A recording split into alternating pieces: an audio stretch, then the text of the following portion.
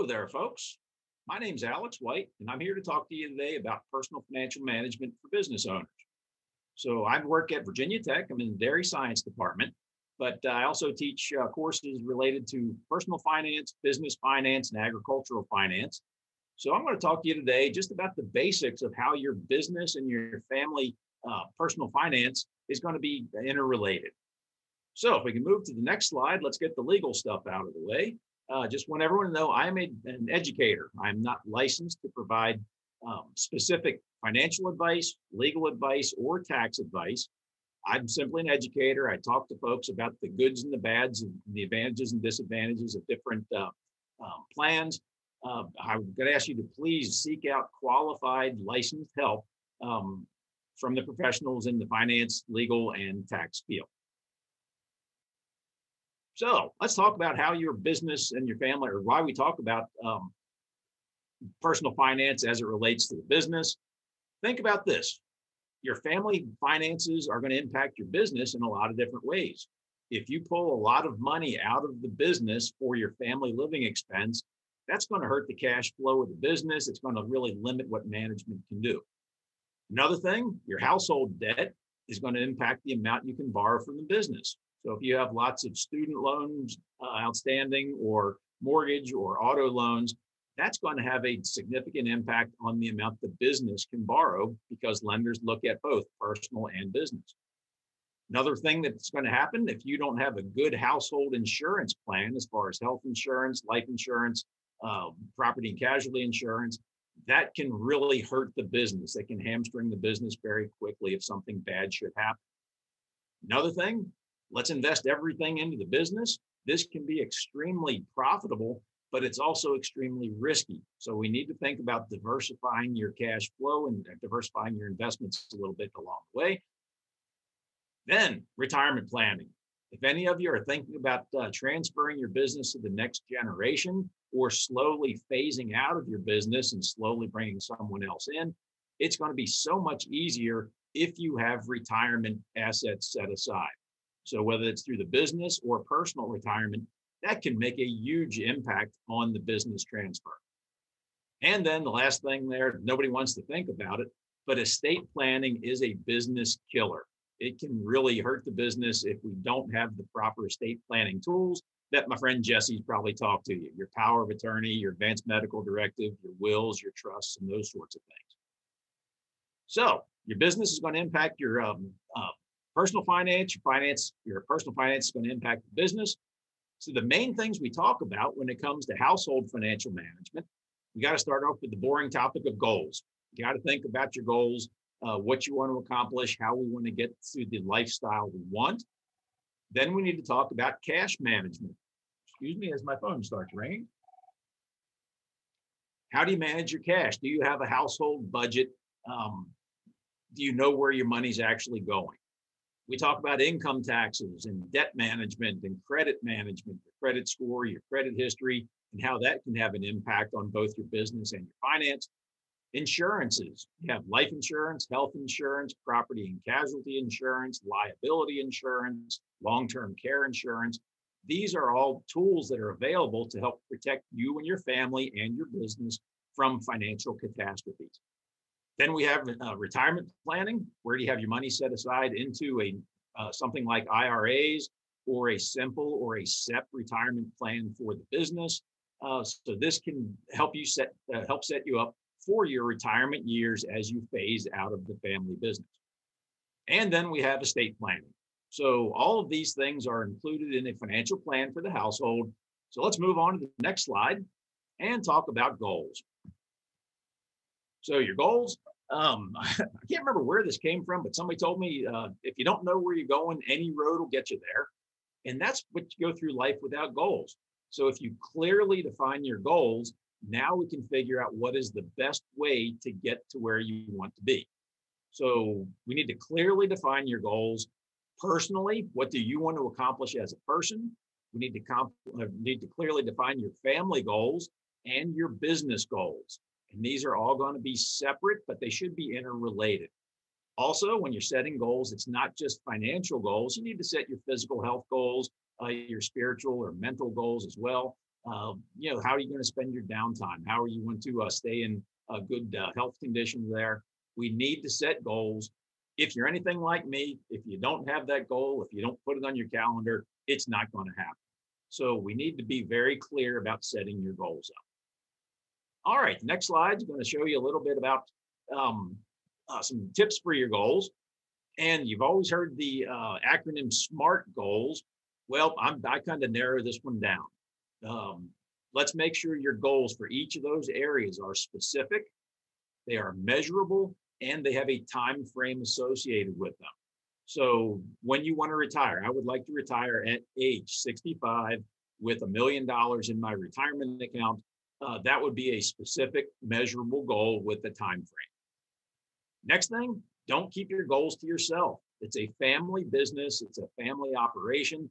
What I've seen over my 20, 30 years of working with family businesses, primarily in the field of agriculture, families don't talk to each other very well. They just don't share their goals. They don't communicate. There's too many barriers. Mom and dad, or the son and daughter don't want to talk to mom and dad because of that parental barrier. We need to discuss your goals, especially about the business and the family. And the next thing, goals aren't a once and done deal. You need to constantly review and revise your goals because things change. People get married, people have children, people get divorced, people die, people get mad and leave the business. All of these are going to have an impact on your goals. So you need to review your goals on a regular basis. I'm going to tell you to have a regular business meeting to talk about your goals, but also have a regular family meeting to talk about your family goals. Okay, our next slide. Little tip for you here is keep your goals visible. If your goal is to retire and move to Hawaii, I'm going to say let's get a picture of the Hawaii coast or the beaches there and post it somewhere that you see it every day so that you can look at that and be reminded, this is where I want to be. This is where I want to end up, or this is the type of house I want to purchase. But keep it visible. That gives you that visual stimulus to bring it to the front of your brain and help you think more about what you want to accomplish. And then again, think about this, your personal and your family goals are like the strategic planning section of your business plan. Hopefully all of you have a written business plan. It has a strategic planning section that talks about why you're in business, what your goals are, what your vision for the business is. You need to have the same thing for your family and your personal goals, just like you do for your business. Okay, so let's roll through some of these topics. Some of them I'm going to get to talking real fast, but if you have questions, feel free to put them in the chat and I can address them as we go. Excuse me. With cash management, cash is critical to your success. We need to have the liquidity to be able to pay our bills on time. We need to have cash in savings so that if our business takes a downturn or if we're slow to collect our receivables, we can still pay our bills and meet our needs. So think about this. If you have poor household cash management, that's going to pull money away from the business. We're pulling money out that could be used for growth, for buying new assets that are going to make us more effective, more efficient, more profitable, or maybe just to maintain the equipment line that we have. It's going to increase the need for operating loans for the business because we are strapped for cash. And operating loans means operating interest, which means the cost of doing business has increased. It's also going to reduce your management flexibility. If you've pulled too much money out of the business for family use, this limits the amount of things you can do to help the business grow over time. And what drives business growth? Unfortunately, a lot of times it's family living expense. The family is pulling a lot of money out, so we need to grow the business. And uncontrolled growth is the number one killer of most businesses out there. So we need to be able to take time to plan our cash flow, make sure both the business and the household are in a good cash position. So our next slide is going to give you 3 tips. One, you need to develop a monthly household budget. This means you need to focus on your living expenses, figure out where your money is going from a household standpoint. This is not for the business, this is for the household. Once you have your budget together, let's track your expenses for several weeks. Do it for 4 weeks. Now you know what your monthly expenses are, how much you actually spent. Now we can compare this to your budget. Your budget is how you wanted to spend your money. Tracking your expenses shows you how you actually spent your money. And what I tell my students is 85% of you are really going to screw up or make a big mistake when you do this. You're going to forget certain expenses. You're going to underestimate some expenses. Something unexpected is going to happen.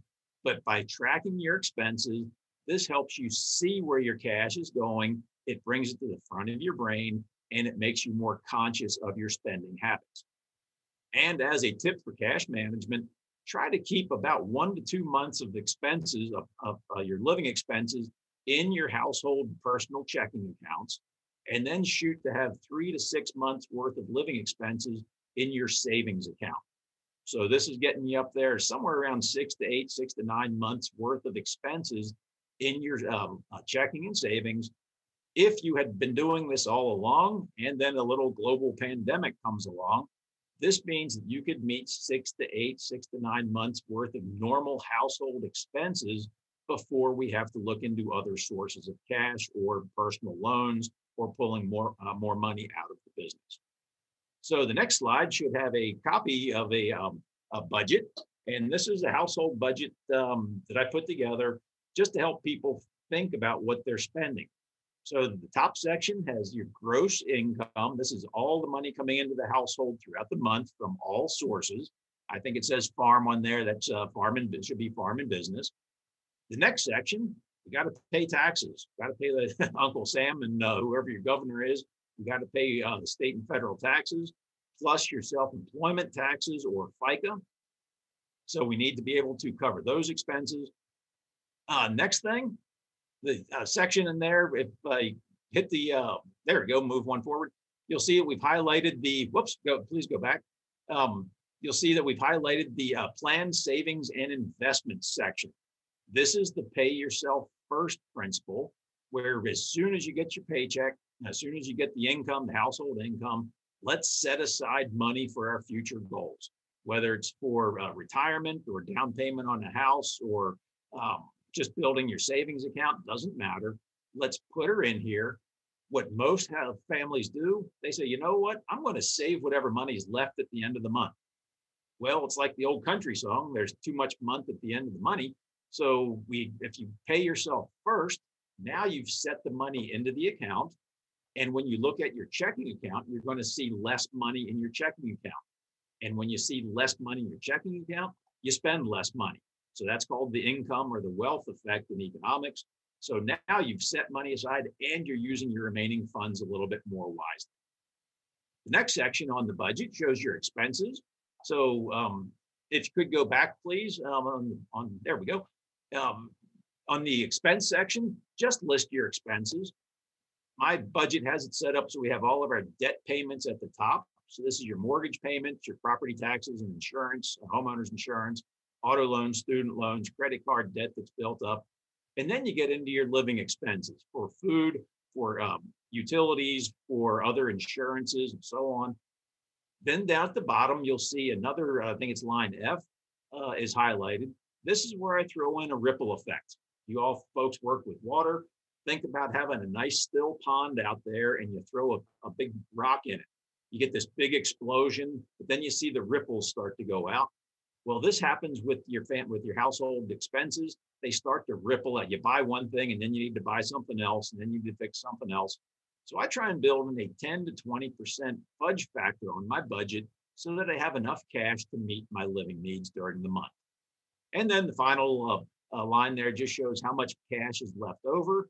And folks, there's 5 things you can do with excess cash. You can spend it, which most households are going to do. But hey, you can increase your family living expense a little bit, take the family on a vacation, or we can save that money for a rainy day, put it in a savings account, build your liquidity. We can pay down our debts, so we're out of debt a lot faster. We're saving ourselves some interest expense. We can invest it for future goals, such as retirement or down payment on a new piece of property or new piece of equipment. Or the last thing we can do is give it away. So those are the 5 things you can do if you have extra cash. The next slide is going to show you what we call a daily expense tracker. And this is how you you carry this one around with you and then write down every dollar you spend and what you spend it on. Fold it up so it fits in your pocket or stick it on the dashboard of the truck or something or other. But the reason this is so powerful, this lets you see how you're actually spending your money. It's like my old truck. I slide a piece of cardboard under my old truck every now and again, and then pull it back out. If I see a leak on that cardboard, I know I've got a problem. And then I can look at that leak and figure out where it's coming from. And now I know where to fix the problem. So this daily expense tracker is very much like a piece of cardboard you're sticking under your wallet, and it helps you see where your cash is going. And then we can figure out how we can improve the situation. If you do 4 weeks worth of your daily expense tracker, now then let's compare the totals on that to your budget and see where your money actually went and see if you can improve how you can use your cash. Okay, well, there's cash management for you. Real quick, let me get on my soapbox about the income taxes. Too many people out there try to minimize their income taxes. That's not a really good choice for you. I'm going to tell you to flip that around. So let's maximize your after-tax income. So you have less cash, or excuse me, you have more cash available after you've paid your taxes. As a bottom line, at the end of the year, your accountant always tells you, oh, you need to spend money, you need to buy equipment so you don't have to pay taxes. For most businesses and households, you need to spend $3 to $5 to save 1 in taxes.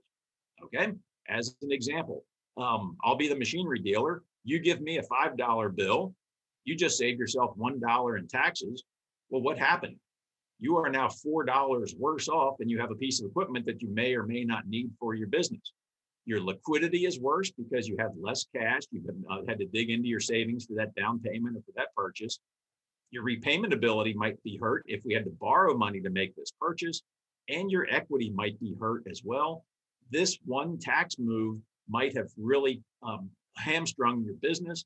So rather than spending money to save taxes, what if on the next page, what if you paid what if you paid $1 in taxes? Then you be able to keep that other $4. Hey, that's kind of cool. So on the next slide, it's going to show that if you paid the $1 in taxes, you saved the $4 that you would have spent on a piece of equipment that you might not need. Now then, we can build our savings so we can get through a downturn in the economy. We can pay down our debts a lot faster and save ourselves an interest expense. And once you pay down one loan, now we can snowball and start paying off others a lot quicker. We can invest for other goals. When the next session I do in a couple of weeks, we'll talk about retirement planning and how you can write a check to yourself into a retirement plan and get even better tax consequences than buying equipment or prepaying expenses. So we can invest for other goals. Again, we can give it away to church and charity, maybe get some tax benefits and help others, or we can take the family on that vacation. So for income tax management, let's have a plan, not just to minimize your taxes, but let's look at the big picture. All right, the next slide, jump into some household debt management here. Excuse me. And think about how your household debt is going to impact your business's ability to acquire capital and vice versa. Like I said, lenders don't just look at business debt. They're going to look at a consolidated statement that shows how much business debt you have, plus your personal debt. Plus, are you a personal guarantee or a co-signer on some debt? We call that a contingent liability. So we need to keep your household debt under control. And we do this through consumer debt and housing debt is the two classifications we use. Your consumer debt on the next slide is going to be your auto loans, your student loans, any credit card debt that you've built up, but you haven't paid off in full yet. Basically, consumer debt is any debt that you have that is not related to your house. For these, the rough rule of thumb we use in the financial planning industry is to keep your principal and interest payments, keep your loan payments under 10% of your gross income. This is for your consumer debt. And for gross income, we're looking at the net business income that's coming into the household. plus any business or any non-business income you're earning from from non-business sources. So for consumer debt, let's keep those principal interest payments under 10% of your gross income. The next slide talks about housing debt. For your housing debt, you've probably seen the term PITI. That stands for principal and interest on your mortgage, property taxes, and your homeowner's insurance. So the rough rule of thumb we use is to try and keep your total principal, interest, taxes, and insurance, so your housing debt payments, under 30% of your gross income. The official number out there is 28%. That's too hard to do the math, so I just round up and use 30%. Okay, so keep your consumer debt under 10%, keep your housing debt under 30% of your gross income, and now you'll have some money left over to go towards other expenses. So where does that money go? Well, roughly 30 to 40% of every dollar you bring into the household is going to go towards taxes. This is payroll taxes, your FICA. This is your income taxes at the state, local, and federal, and local levels. This can easily add up to 40% when we throw in self-employment taxes. So of every dollar you earn, 40 cents is probably going, 30 to 40 cents is going towards taxes.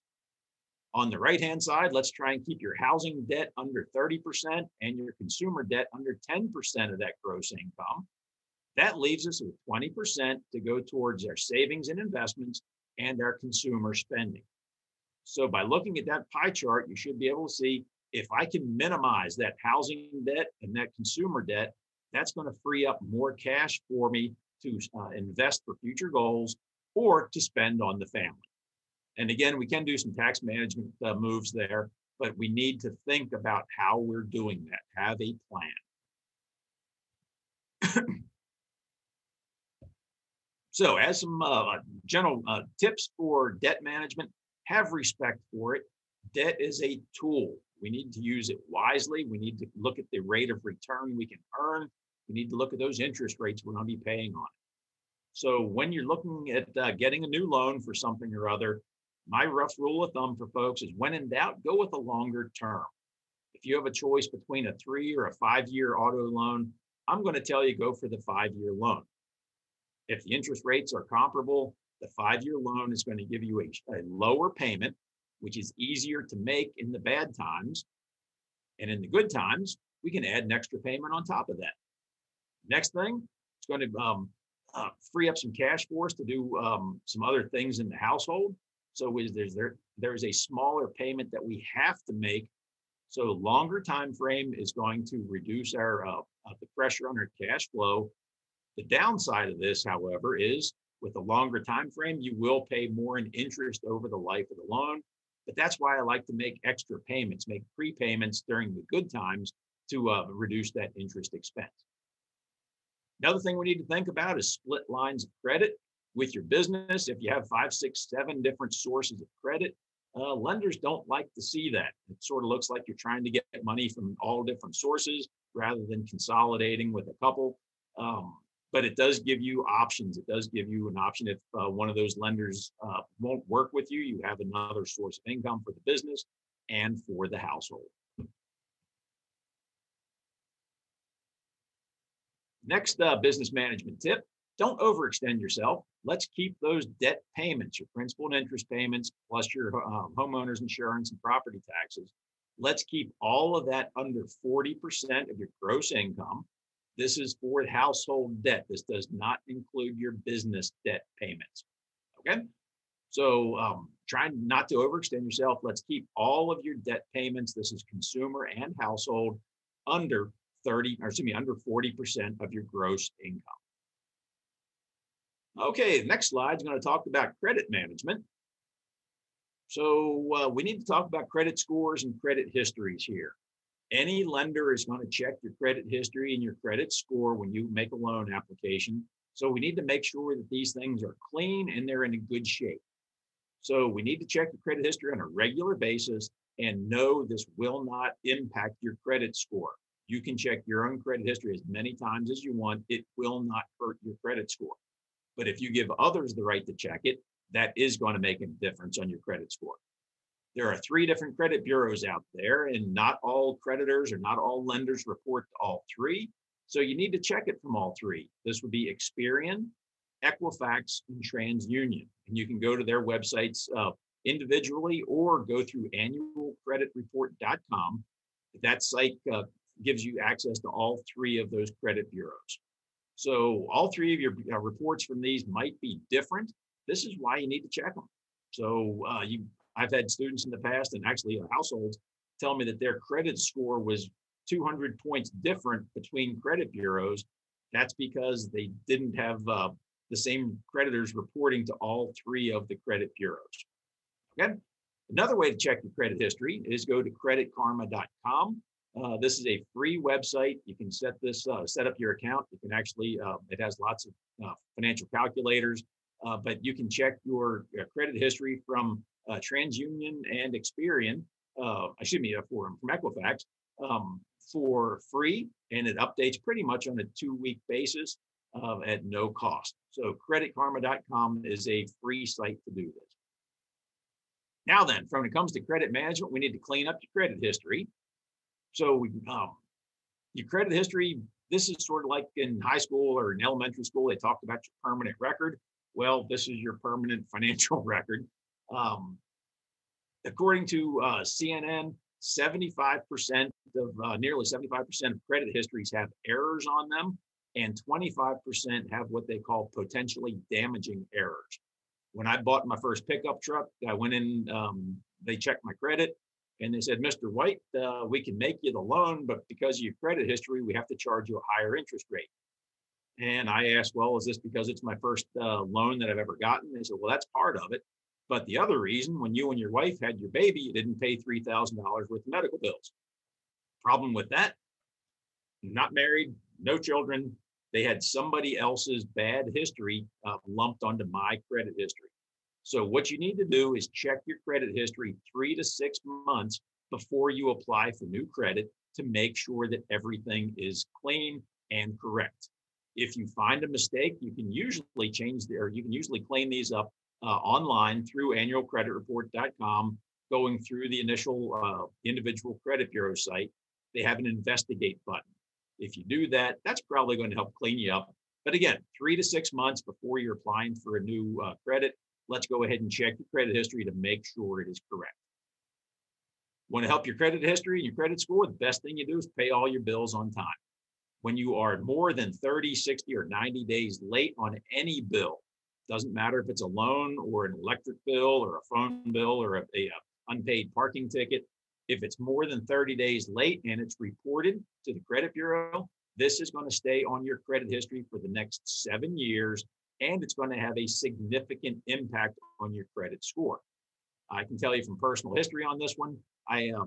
At Christmas time 2 years ago, I used 2 different credit cards to buy gifts. When I meant to make my electronic payments, I got in a hurry and I made the payments to one card I made 2 payments to one card instead of 1 payment to 2 cards. Well, I was convinced that I had paid everything. I was all current. Then I get a notice saying I'm 30 days late on the one credit card. Folks, that's the first payment I'd missed on that card in 15 years. Actually, it's the first payment I'd ever missed. And my credit score dropped by 82 points simply by making that one mistake. So pay all of your bills on time. Don't go past 30 days late. And then make sure you're paying your credit card balance in full every month. I'm just going to talk about the Michael Jordan rule here. Michael Jordan's jersey number was 23 when he played basketball. The Michael Jordan rule for credit cards is very simple. If you get a $2,000 credit card balance, let's go out and buy a big screen TV for $2,000, and you make minimum monthly payments. Minimum monthly payments are typically between 2 and 4% of the balance. Well, 2% of the $2,000 is $40. So if you make the minimum payment of $40, it's going to take you 23 years to pay off this credit card balance in full. You're going to pay $5,000 in interest. So a quick recap, you paid $7,000 for something that's worth $2,000, and 23 years later, you own it free and clear. That's not a good way to spend your money. So let's try and pay these credit cards off in full every month. to make sure we can save that interest expense and use that money for other purposes. Okay, the next slide talks a little bit about credit scores. And your credit scores are a part of any loan process. If you're going to borrow money, they're going to check your credit score. Realize that you have somewhere between 20 and 23 separate credit scores.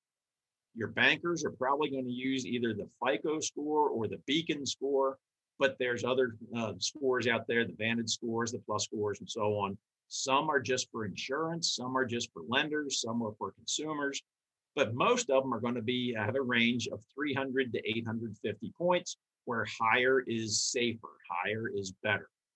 So my rough rule of thumb, let's shoot to have your credit scores for everybody in the household above 700. If you drop into that 650 to 675 range, this is what I call the cringe zone. Lenders are going to sort of look at you a lot more critically. It's going to be harder to get accepted for that loan or that new credit card. If you're under 625, wow, you really have to do a lot of work to get accepted for that loan, or you're going to pay probably double the interest rate that you would if you were up there in the 700 range. So if you want to use a FICO score simulator, there's one at bankrate.com. You can see the website on there. This is a good way to check and make sure and see the impact of different moves. If you get a new loan, if you close a credit card, if you get a new credit card, how that's going to impact your credit score. Okay, next slide shows a pie graph of how your credit score is determined. There's 5 main categories. The largest category is your payment history. This is 35% of your credit score. So make your payments on time. Don't be late with anything. If you're late on a payment, it's going to be, again, stay on your record for about 7 years. The next wedge of the pie is your outstanding credit divided by your credit limit. This is for credit cards. So we're going to look at how much money you have on all of your credit cards combined, divided by your total credit limit on all your cards. This number, they want to see the number, this accounts for 30% of your credit score, but we call this the credit utilization ratio. We want this to be less than 30%. Ideally, we want it less than 10%. So they don't want you to use more than 30% of your outstanding credit limit at any one point in time. So let's not run up those bills. Let's keep it relatively low. Lower is safer. 15% of your credit score is based off your length of relationship with lenders.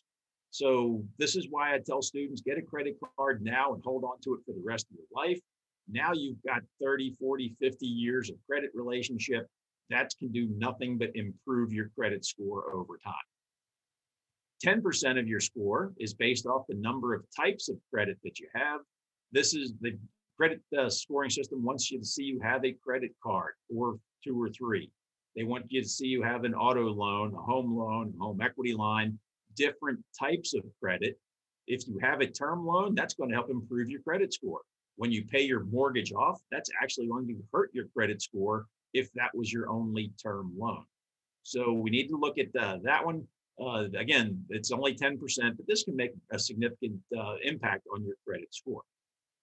And then the last 10% is your credit inquiries. This is where you've given someone else the right to check your credit history.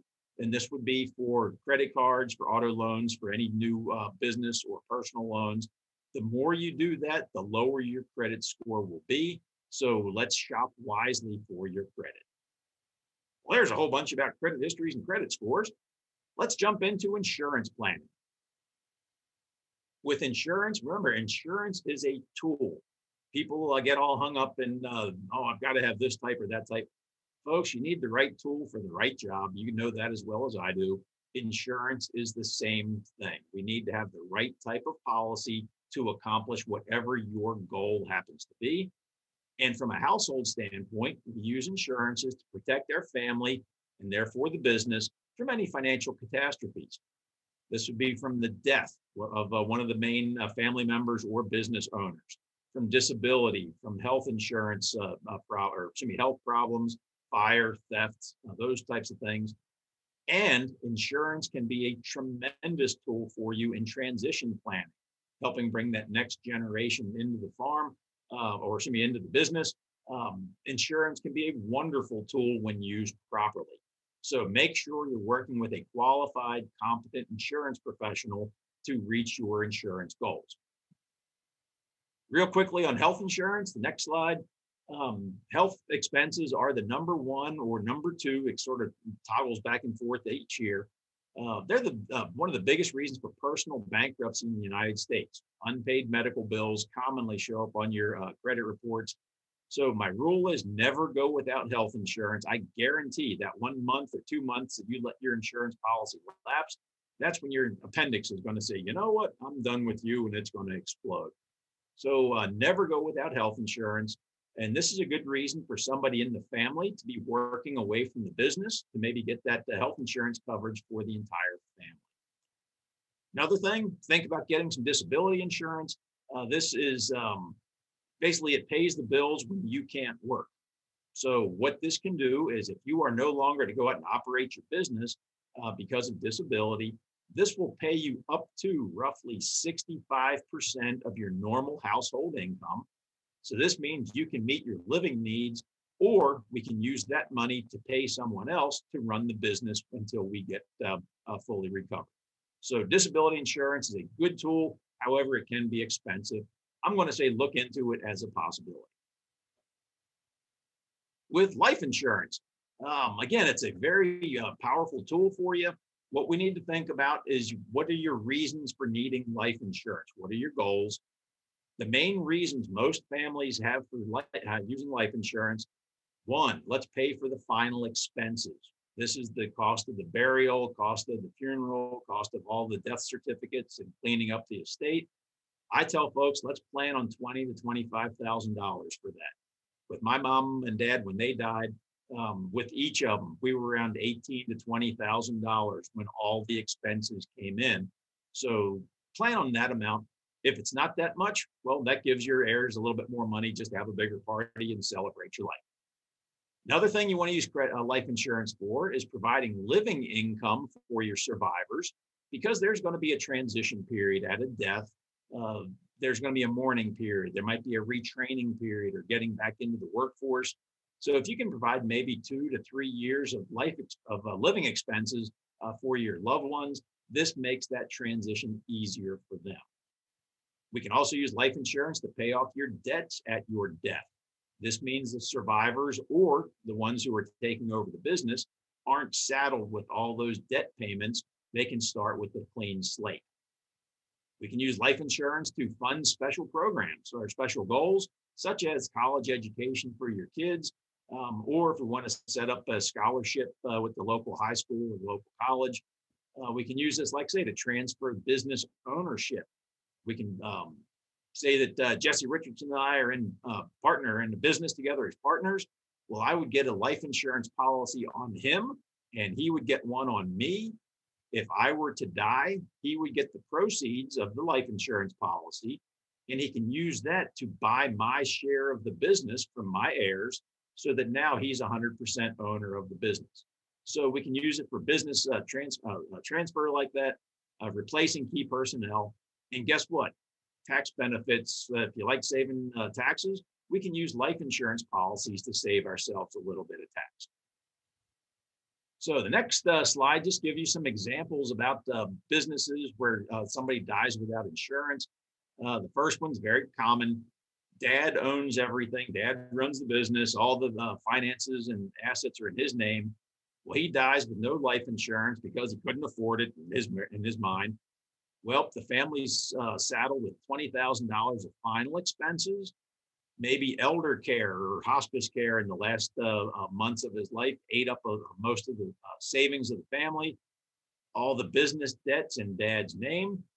Mom's still alive, and now she has no savings, no income, and she needs to start from scratch. Don't put your family in that position. Let's talk with an insurance agent to make sure your loved ones are taken care of. Next slide just talks a little bit about the different types of policies. You have term insurance and cash value or permanent insurance. And there's a lot of different options under each of these. So I'm just going to keep it big picture here. In a nutshell, term insurance provides life insurance coverage for you for a specific period of time. 10 years, 15 years, 30 years. By purchasing this term insurance, you're betting you're going to die during that term. If you outlive that term, well, it's like renting an apartment. You turn the keys in, you walk away, but you don't take anything with you. So there's no value at the of the insurance at the end of that term. But it's term insurance tends to be relatively inexpensive for young folks, so you can get a lot of coverage for relatively low rates. Term insurance is very good for goals that have a definitive time frame. So if you want to use term insurance to pay off your mortgage, well, if you have 10 years left on your mortgage, 10-year term is as good as anything. If you want to use insurance to cover your child's college education in case you die, and they're going to be graduated from college in the next 15 years, well, a 15-year term policy makes a lot of sense. The next slide is going to talk about cash value insurance. Cash value is where, as long as you keep paying the premium, you're covered for life. So with this, it builds a cash value. A portion of your premium is going to go into a savings account. The rest of it covers the cost of the insurance. Well, that cash in that savings account or that investment account, whatever it earns, isn't taxed as long as the money's in the account. So this is a way to shelter money from taxes so we can get tax-free growth. It's a way to force yourself to save money. And we can use that cash value once it gets built up to a certain level. We can use that as either a form of liquidity, or we can borrow that money should we need a source of cash. When the policy is no longer needed, say you're retired, you have no debts, you have no dependents, you really don't need life insurance. Well, you can cancel the policy, and then you'll pay income taxes on the growth of that surrender value that you receive.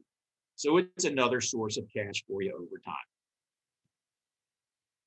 Next slide just talks about get the clear help or get qualified help for your insurance, and clearly identify your goals. Go in and talk to your insurance agent or insurance professionals and know what your goals are.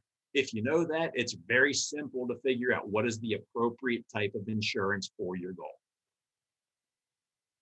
All right, I'm going to skip ahead to the long-term care insurance, if you could. About 2 slides up.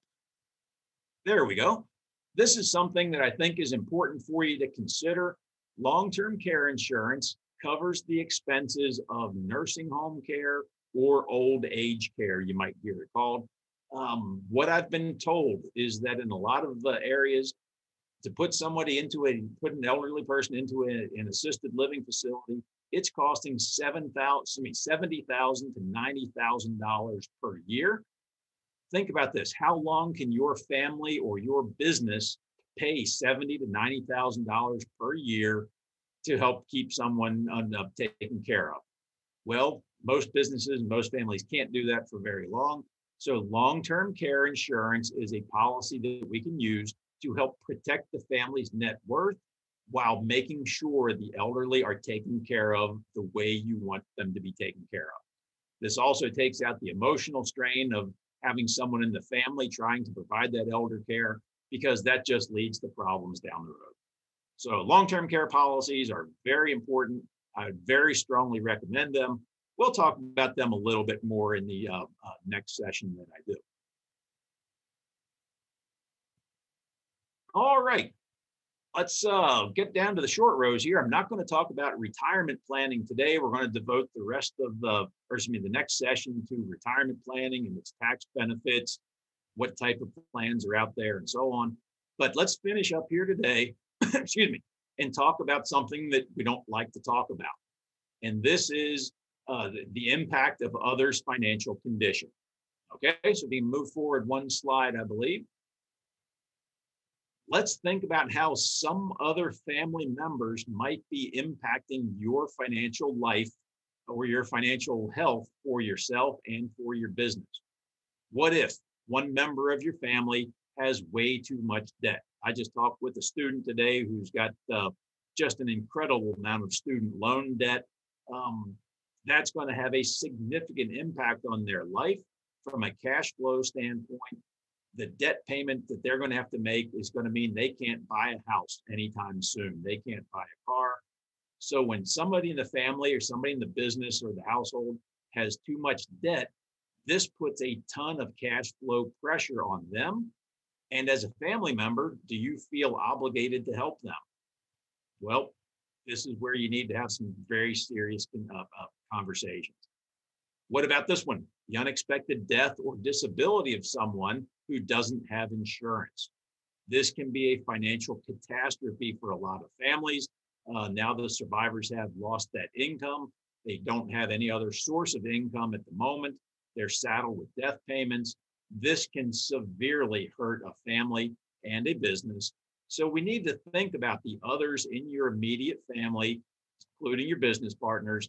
Do they have the proper coverage there? How about somebody in the family having a poor credit score? How could that impact the business and the family? Well, if they need to borrow money and they get turned down because their credit score is 400 points or something like that, well, they're going to come asking the business or the family for more cash. Can you provide this? If it is an important loan that they need to get and they can't get it from a traditional lender, are you going to become the banker for them? This can have a big impact on your family and your business finances. Same thing goes with low liquidity. This means we don't have any savings. Think about the businesses and the families out there who didn't have any savings, and then they lost their job due to the pandemic. Well, this means they need to find work. Well, what do you know about work during a down economic time? It's hard to find. So having that low liquidity means you may have to take up the financial responsibility for your son or daughter who has moved back home with you, or for your niece or nephew, or your parents or someone else. Other people's financial condition can have a significant impact on your household finances. So we need to look at that. This is, again, part of that ripple effect that I talked about.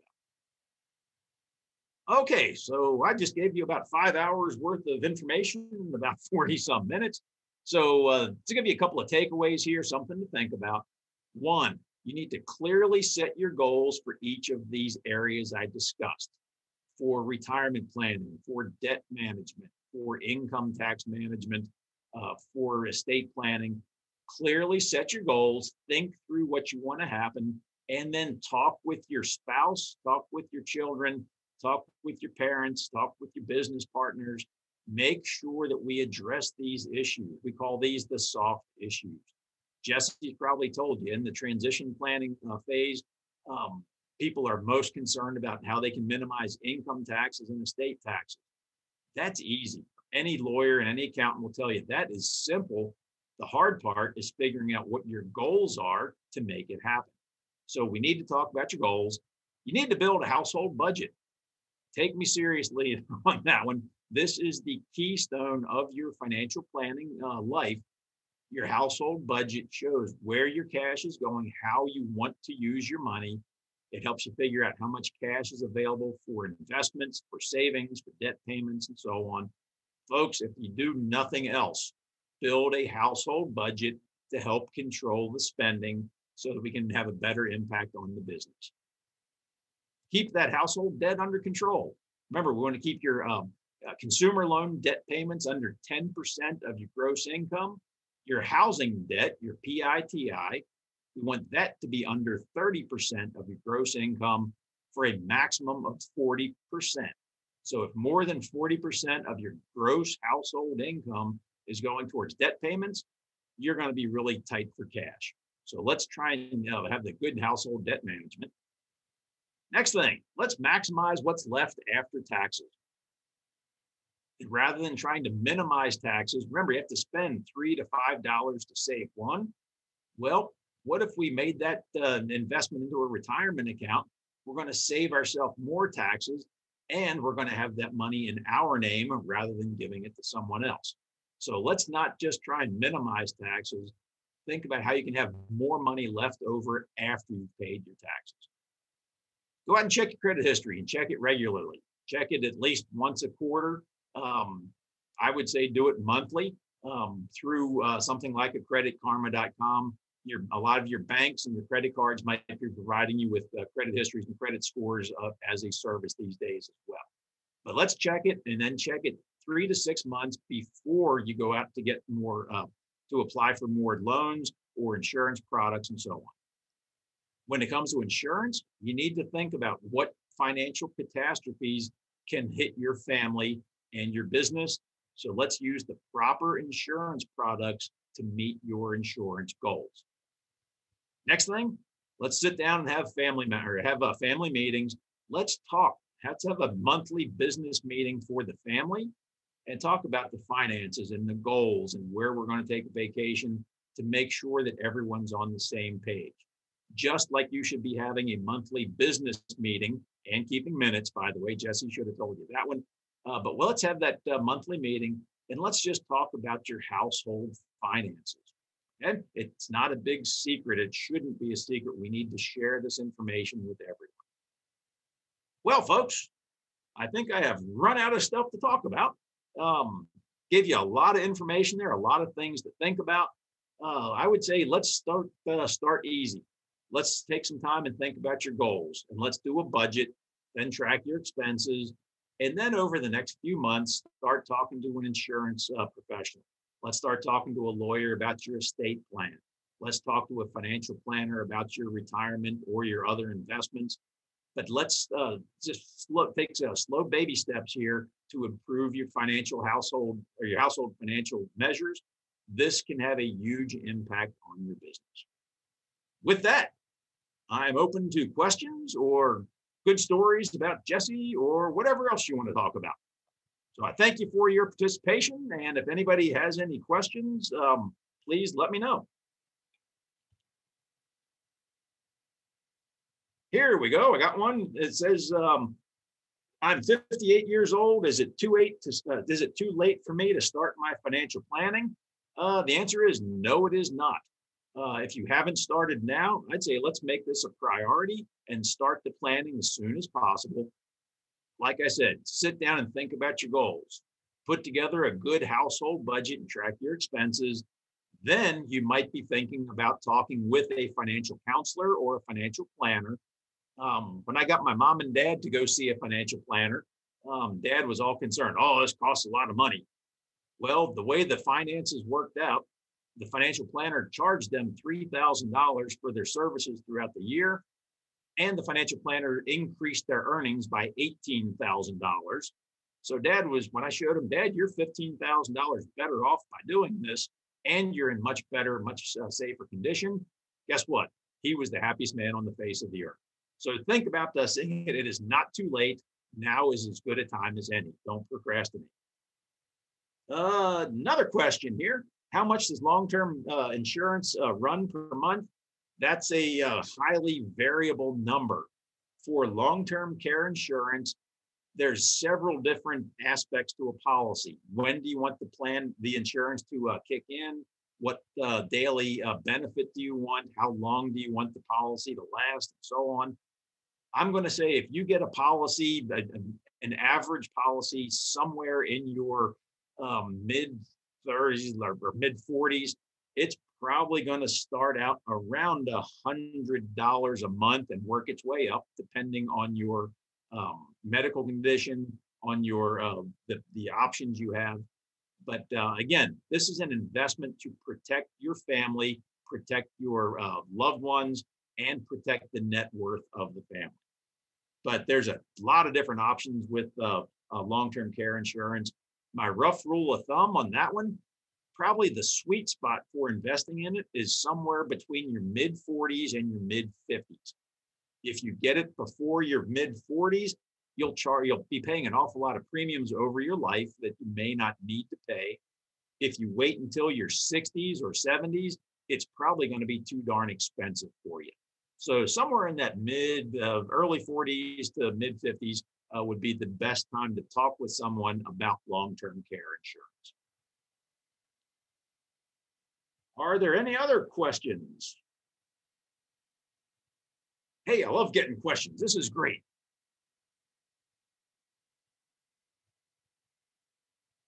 All right, I'm not seeing any more coming in over the chat line.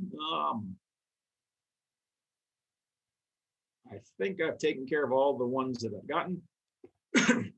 But if you have generic questions or you'd like a little bit more information, you've got my email.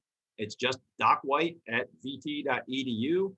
Again, I cannot handle specific finance, tax, or legal questions, but I can maybe point you in a direction or get you to a good website if you have some financial questions that need to be addressed.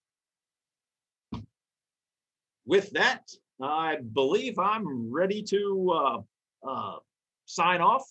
I appreciate you taking the time to listen to me. If you have any questions, please feel free to let us know. If you have suggestions about other topics you'd like us to cover, we would love to hear that as well. So folks, take care, stay safe, and I wish you the very best.